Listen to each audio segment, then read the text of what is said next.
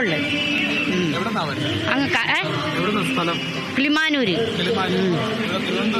ആ, നമ്മള് ബസ്സിൽ വന്നു.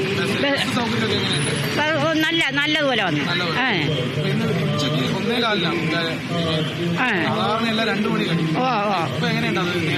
നേരത്തെ നല്ലതുപോലെ നമുക്ക് സുഖമായിട്ട് പോവാല്ലേ. മറ്റേ ഇരട്ടത്തൊക്കെ അല്ലേ പോണത്. പായസവും മണ്ടപ്പുറ്റ് തിരളി.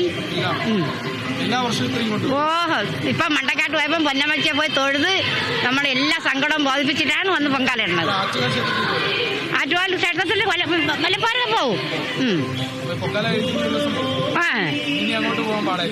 അയ്യോ പോവും നമുക്ക് അയ്യോ ദൈവത്തിന്റെ സഹായമേ ഉള്ളു. എനിക്കൊരു വീടായി എല്ലായി, നല്ല ഇത് തന്നെ.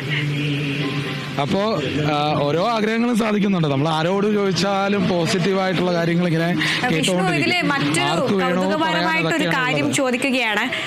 ഇവർ ഓരോ ആൾക്കാരോടും നമ്മൾ ചോദിക്കുമ്പോൾ പറയുന്നുണ്ട് തെരളിയുണ്ട്, മണ്ടപ്പുറ്റുണ്ട്, പായസമുണ്ട്. ഈ മണ്ടപ്പുറ്റ് എന്താണ്? തെരളി രാവിലെ വിനയ നമുക്ക് കാണിച്ചു തരികയുണ്ടായി. അവരോട് ചോദിച്ച് മനസ്സിലാക്കി. മണ്ടപ്പുറ്റ് എന്താണെന്ന് ഒരു കൗതുകം ഉണർത്തുന്ന ചോദ്യമാണ്.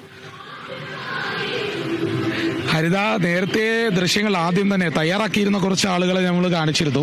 അതിൽ കൈകളിൽ ഉണ്ട ഉരുട്ടി, പന്ത് പോലെ ഉരുട്ടി വെച്ചിരുന്നു. അതായത് ഈ പയറൊക്കെ ചേർത്തിട്ട് ഉണ്ടാക്കുന്നതാണ് ഈ മണ്ടപ്പുറ്റ്. അത് ഉരുട്ടി തയ്യാറാക്കി വെച്ചിരിക്കുകയാണ്.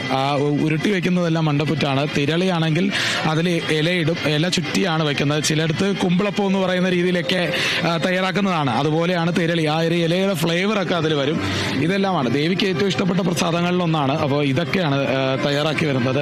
അത് എന്തായാലും വലിയ ഓരോ സ്ഥലങ്ങളിലും ഇതെല്ലാം തയ്യാറാക്കി വെക്കുകയാണ്. ഇപ്പോൾ ഹരിത നേരത്തെ ദൃശ്യങ്ങളിൽ കണ്ടിട്ടുണ്ടാവും. നമ്മൾ ആദ്യം കാണിച്ചപ്പോൾ തന്നെ തയ്യാറെടുപ്പുകളുടെ ഭാഗമായി കുറച്ച് പേര് അത് തയ്യാറാക്കുന്നുണ്ടായിരുന്നു. രണ്ടുപേര് അത് തയ്യാറാക്കിയിരുന്നു. കൊല്ലത്തു നിന്ന് വന്നവരൊക്കെയാണ്. അപ്പോൾ അവർ ഇതൊക്കെ ചെയ്യുന്നുണ്ട്. ഇവിടെ മാത്രമല്ല, എല്ലായിടത്തും ഓരോരുത്തർ ഓരോ രീതിയിലൊക്കെ വരുന്നുണ്ട്. പിന്നെ അതുപോലെ ഇവിടെ പ്രസാദമാണ് പ്രധാനമായും. നിവേദ്യം തന്നെയാണ്, ദേവിക്കുള്ള നിവേദ്യം തന്നെയാണ് പ്രധാനമായും കൊടുക്കുന്നത്. അതോടൊപ്പം തന്നെ ഈ മണ്ടപ്പുറ്റ് തിരളിയൊക്കെ ഒരുപാട് പേര് കൊടുത്തു വരുന്നുണ്ട്. അത് ഒരുപാട് പേരുടെ ആഗ്രഹമാണ്. അതിന് ഓരോ കാരണങ്ങളുണ്ട്. അവർക്കായി പറയാനുള്ള ഓരോ കാരണം, ഓരോ ആഗ്രഹ സാധ്യത്തിന് വേണ്ടിയാണ് കാര്യങ്ങൾ ഇങ്ങനെ ചെയ്യുന്നത്. ഏതായാലും ഇപ്പോൾ ഒരു പടുക്ക വയ്ക്കുന്നുണ്ട്, പഴം വെച്ചിട്ട്. ഇപ്പോൾ തുളസിയിലേക്ക് എന്താ കൊല്ലം